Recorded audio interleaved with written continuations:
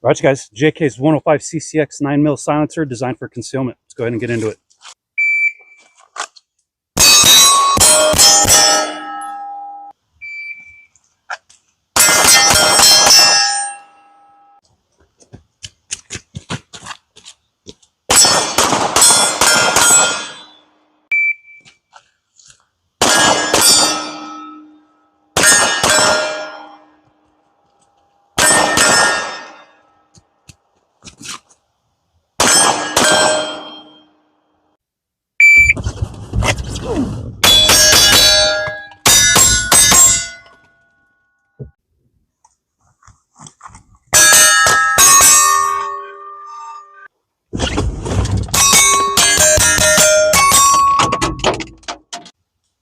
Right, guys, disclaimer, I did not buy this.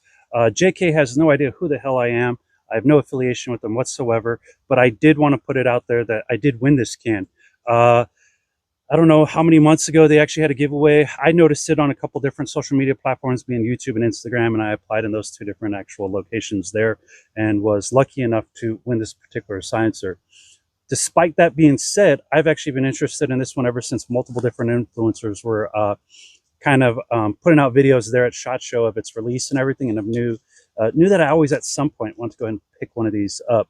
Know that though, despite my interest in this being in like this niche category and everything, I actually passed it up multiple times and ended up picking up something else instead. So I was extremely excited when I actually heard that I went ahead and won this. It actually fulfilled one of my wants, and I've been using it quite a bit. You know, I can definitely see some need for it, just depending on the individual and everything. All right, you guys, thank you.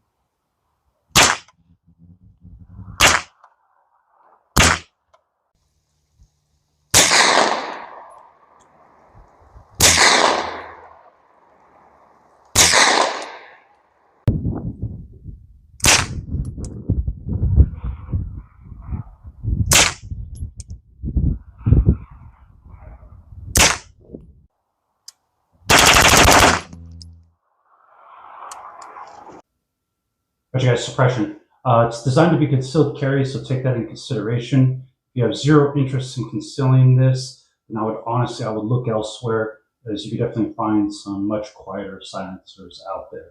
Now, if you are interested in concealing this, I've found so far that I've actually been rather impressed with the suppressing capabilities. Starting right off the back, I was extremely excited when I first got this, so I did shoot it a lot in its full configuration. In its full configuration, it's should be obvious. Definitely quieter than in any one of the shorter configurations as you start to remove baffles and everything. Shot that on, I think, like 3 or 4 different pistols and also on a couple different PCCs, and thought it did extremely well in that full configuration. Now, the short configuration, as far as conceal carry, I did conceal it in the full configuration, just kind of messing around. Never went a full day, and it was doable, but I was just kind of messing around for like about 5-10 minutes and everything. Now, the way I primarily run this thing is in the shortened configuration and everything, and that's your adapter blast chamber, the tone tuner, 1 baffle, and then the end cap. The majority of my experience has been shot in this actual configuration, and for what it's worth in this little niche category that it's offering and everything, I found that it's suppressed pretty well. I'm a huge fan with how light it is, and with how light it is being a boosterless actual silencer and everything. And within my experience, I've kind of gotten some mixed results. As far as being out in the open, up on top of a ridge top, down in the woodlines, the amount of woods or hills surrounding me, kind of had some different results. Uh, all in all, though, it was suppressing. What do I mean by those different results?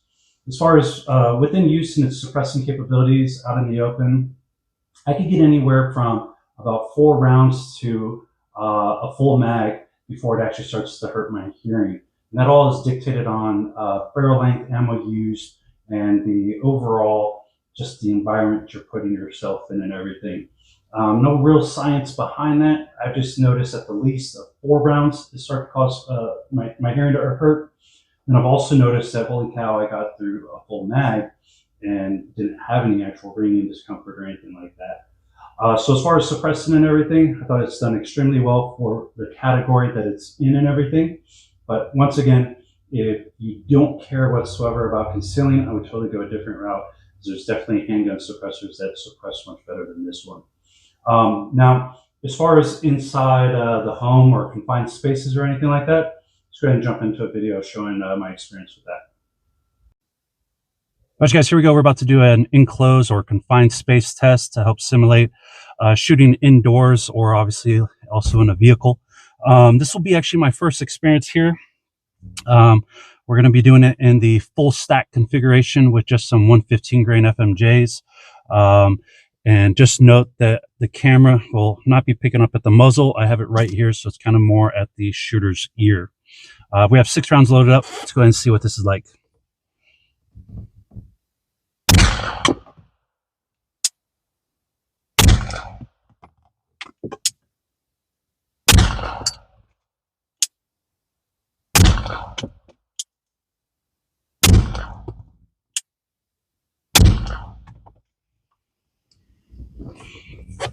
All right, guys, so a lot of smoke. That's due to the Vaseline. Went ahead and lubed this sucker up real good just for the best experience. As it being an EDC style of can, it's going to be lubed up and just hopefully fired not more than just a few rounds and everything. So if I haven't said it already, I do always wear earplugs at all times while shooting suppress. If something suppresses good enough, I will have nothing more than earplugs. I was prepped and ready. Unsuppressed and suppressors that just don't suppress well. A lot of times some of those could suppress well out in the open, but as soon as I get into the vehicle, just blows my freaking eardrums out. You'll know if something doesn't suppress well because I'll actually throw on my actual earmuffs and everything. But 6 rounds. That second round, I was like, oh my God, I might be stopping or throwing on the earmuffs, and then went ahead and continued with all 6. As you can see, I'm here now at slide lock. Never once did I get ringing in the ears. Doesn't mean you're not getting hearing damage, but it definitely reduced it enough to where I was comfortable enough to go ahead and shoot it off inside the vehicle. Once again, I like to do these just because I don't have an actual house, home, indoor shooting range to my liking, at least, to where I could be able to go ahead and test this stuff out for primarily the obvious is what it's going to be like in the vehicle, but for home defense purposes. I never leave it in the full stack, and I actually don't really shoot it in the full stack, but I wanted to start there because if it didn't suppress well, I wasn't going to jump into the next step I'm about to. If you use this sucker for home defense inside an enclosed space right now, I would say you're good. I only stopped at 6 rounds or shot off 6 rounds, so I don't know when it's actually going to reach its threshold and start causing guaranteed hearing damage, though. But let me go ahead and shorten it into the configuration that I primarily use this thing at, and let's see if I still have the same opinion. All right, guys, so that full stack is actually completely useless to me, as that's not the way I ever intend to ever use this. After the initial excitement of getting this one, I've now narrowed it down to just always running and carrying it like this, as this is my preferred size and everything. What's that size? You have the actual blast chamber right here, a tone tuner, 1 baffle, and the end cap. This is how I actually carry it, and this is how I primarily run it. Once again, this is my first experience ever in an enclosed situation. And this is how it sits depending on whichever gun I'm carrying for that given week, on my nightstand next to my bed. So if I was to pick it up and have to use it for a home defense situation, I am now about to finally find out what it's going to be like in an enclosed environment and everything. Here we go. Once again, 6 rounds of 115 grain FMJs. So the fastest possible round, common round. So let's see how loud it possibly it is.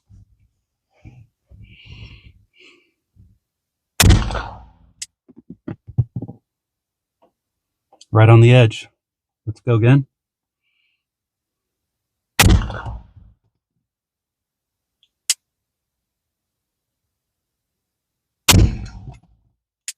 We're going to stop real quick right there.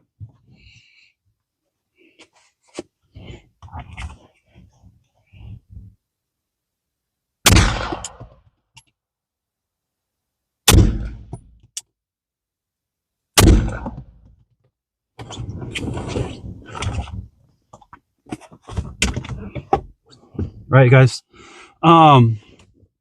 First one was right there. It's like starting to hear freaking ringing for like a brief second, and it was just in the right ear. That second one, I kind of just really faint in both ears. That third one was like, no, you're stupid. Hurry up, put on some earmuffs and everything. Opinion based. It's definitely better than nothing. I cannot do that without the suppressor on, without having earmuffs on. Otherwise, man, it just blows the hell out of my eardrums. So that's pretty cool. It's definitely toning it down to help preserve what hearing, to preserve your hearing and everything. So it's definitely doing its job. And it's obviously could be better if you get a dedicated actual handgun one. But this one being an EDC one, it's downsized for the capability of concealed carry and everything, which I'll talk to at another part of the video or somewhat. But I'm impressed with that.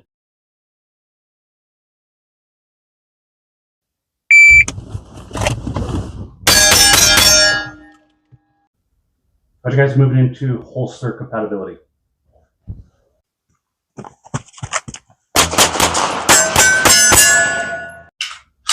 Okay, so I went ahead and utilized 5 different pistols of mine for testing out and experimenting with this particular silencer. I do want to pick up a few more threaded barrels for some of my other guns, but they're no different than some of the ones that I actually have up here already. Different pistols used is my Shadow Systems XR920. As far as holster compatibility, I have lights on all my guns. So for this one here with the Enforce APLC, a Glock 45 with a Surefire X300, MP9 M2.0 version with a Streamlight TLR1 HL. Also went ahead and tested that one out with a Streamlight TLR7. My rimfire pistol, MP22, tested with the TLR1, and also a SIG P365X macro, the TLR7.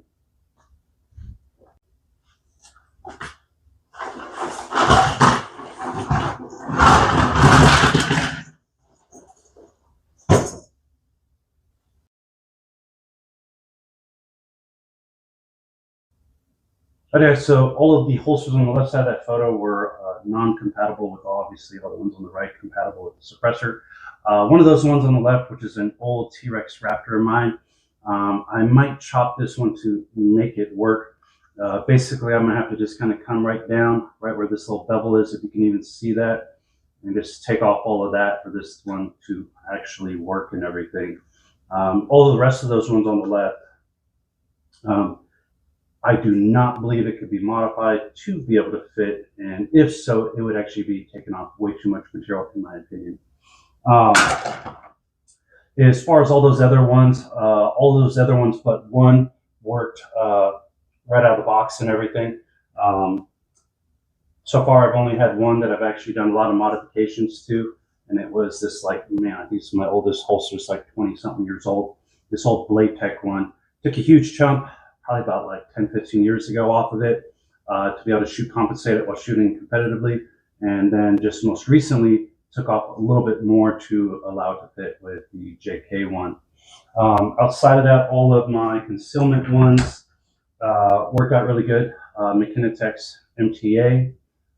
Let's see, my T-Rex Arms sidecar, and 2 of my 3 LES concealment Ronin-L 3.0s or something like that. The 2 that worked right out of the box was my 1917 Glock 1 with enforced APLC and also the Surefire X300. But know that not all holsters are created equal, as I have a third one for my Smith & Wesson M&P 2.0 with a Streamlight Tailor 1HL, and it just does not fit, and I don't think there's any way around it to make it fit either. As far as duty style holsters, I have a couple different Safariland holsters, and I've removed the plugs out of the front and everything, and I cannot get the pistol to fit in there. So if you're wanting to do this as an outside the waistband but with a duty style holster, the 2 I've tried, Safariland does not work within the 2 different 6000 series ones I own. But I did try, I got Blackhawk's T-Series for the Glock 1917, 22, 23, all that stuff. RDS model, level 3 for Streamlight Tailor 1 and 1HLs and stuff like that. So if you're looking for one to go in a duty style holster, this one does work. So holster compatibility, if you're picking up the silencer to actually carry it, whether it's inside the waistband or outside the waistband, hopefully you already own something that does work, because within your purchasing process, there's no guarantee that one you're going to get will actually work. If not, hopefully it's just nothing more than with a very minor amount of modification and everything. Let's go ahead and get into some other topics. Okay guys, as far as the ease of concealability, I tried only 2 different methods. The first and one I actually used the most was appendix inside the waistband carry. For those you don't know, right up here in the front. For me, I didn't find any issues with concealing it with any of the 5 different pistols I used in that particular position with miscellaneous different holsters. Within all 5 of those holsters, I didn't have any printing or any issue with the concealability of the silencer. But no, everyone's figure is different. Pistol use, holster use, everything of that matter will take into consideration. But at least for me, within the appendix, I had 0 issues with concealability. I did try one other method of concealability, and had my buddy's VZ61 Scorpion out there. That thing is awesome. Really want one of those. And with that, I was doing it with a single point sling and under the jacket and everything. Having that thing tucked up as far as possible with having my 1 point sling just kind of tighten all the way down to where it just kind of stuck right under my arm. The firearm itself was easily concealable with the outer garments I was wearing. With the addition of the silencer, I was also primarily using it in the short configuration. It's the 32 ACP. Holy cow, does that suppress extremely well, and I felt that it was extremely comfortable in the ears, even in the short configuration. If this even matters to you and you're trying to conceal one of those under your garment, my overgarments get down to pretty much just barely covering the slit of my pockets. So what I was able to do with that one is, once I added the silencer, I noticed it was kind of sticking out the bottom a little bit. So I actually just stuck the suppressor right into my pocket and then allowed my jacket to help cover and conceal that. Let's get into my experience though with carrying the JK105 CCX silencer. So guys, my experience thus so far as carrying this particular silencer. It all depends on the firearm used with a good quality belt and holster as far as what your experiences are going to be. I do have a everyday carry style belt. The primary one I carry is a Vetter belt, which is nice and rigid and helps distribute the weight evenly and everything. You have another one, but that's the one I wear primarily. The holsters primarily used was the Ronin-L 3.0 and also the Mechanic Tech MTA. Those were the 2 primary holsters I used as far as carrying. 3 different pistols, primarily as far as with any differences amongst all the other ones I've used.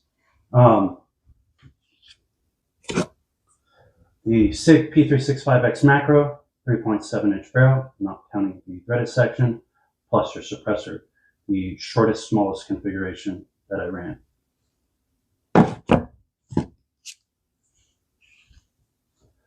The Smith & Wesson Shadow system, similar to your Glock 19.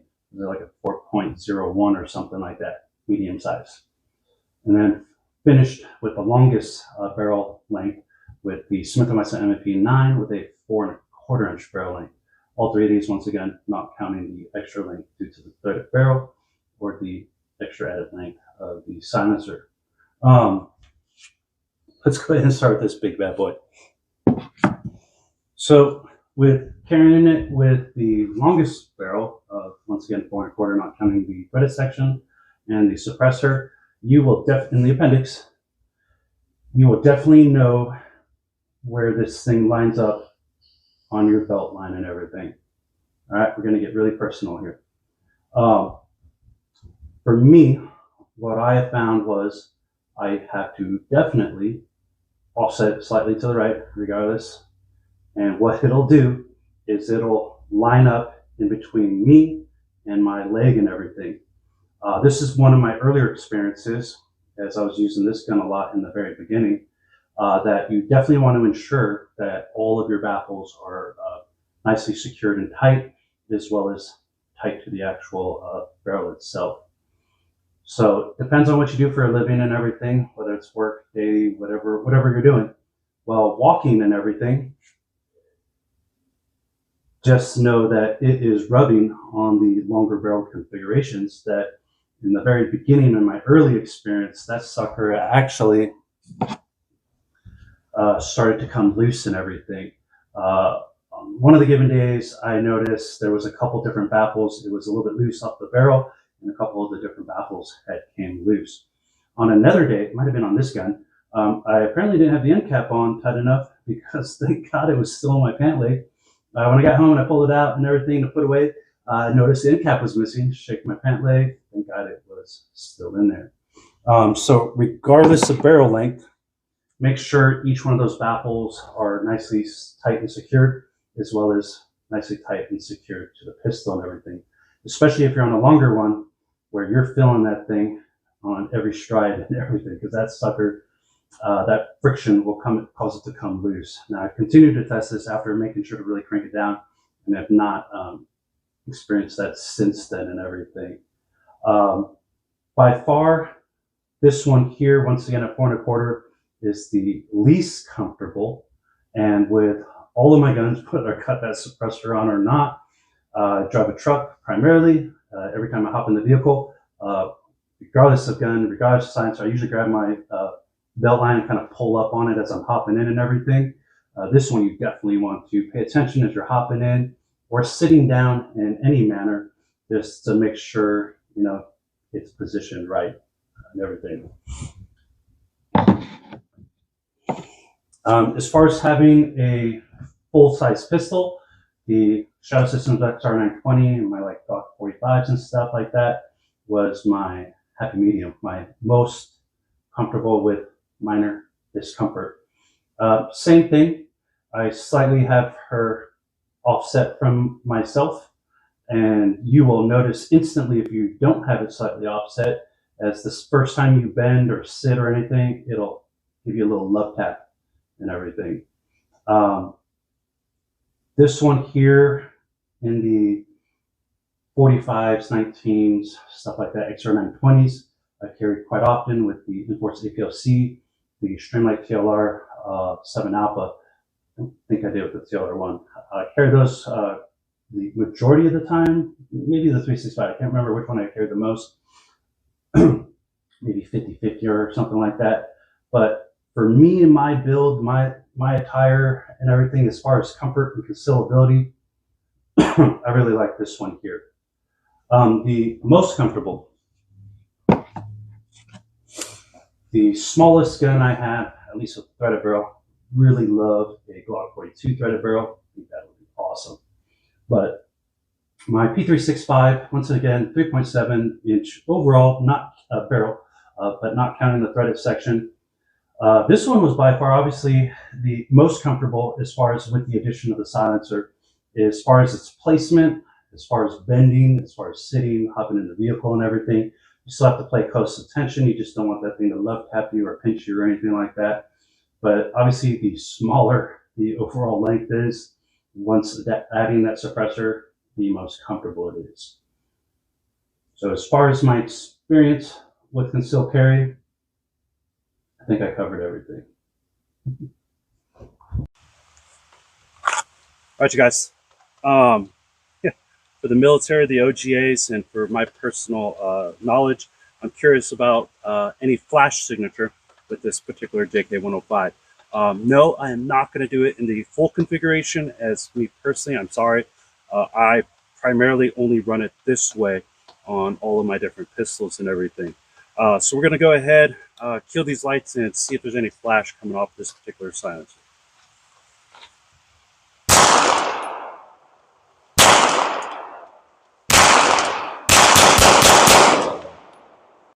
All right, for those of you who care about that, the flash signature's minimum went in a sustained rate of fire to non-existent, and then as I picked up the rate of fire is when the flash started to come out, but it wasn't all that bad. There you go, for those of you who are interested. All right, you guys, so I just finished up for the day, and I am carrying this, so I want to go ahead and re-lube it, so I figured I would go ahead at this time and show you guys how I do it. Note sometimes these suckers are hard to get off, so you may want to bring a wrench with you. This one here, the tone tuner, I don't take it off. It's just hollowed out like a expansion chamber. So just leave that on there because I can gain access without removal. Big tub of petroleum jelly. And let's go ahead and show you how I do this. This stuff is messy. It is weird to have this as an addition to my range kit.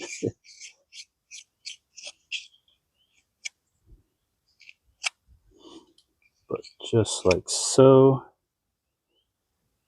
Hopefully that was in the video. I think I might have fell out of the video. That's got now the adapter and the tone tuner good. Good enough for me.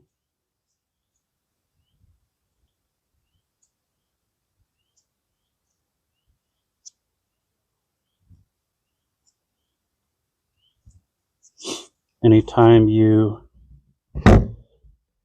close off the inside of one of the bore diameter there, just kind of clean that up.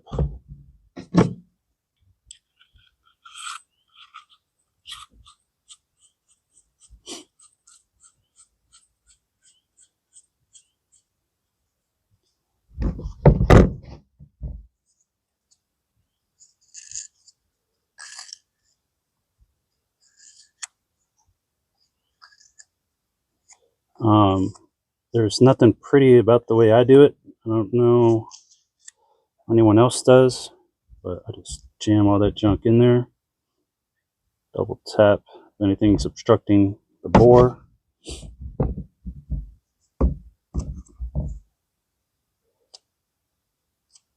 Find the cap extremely easy.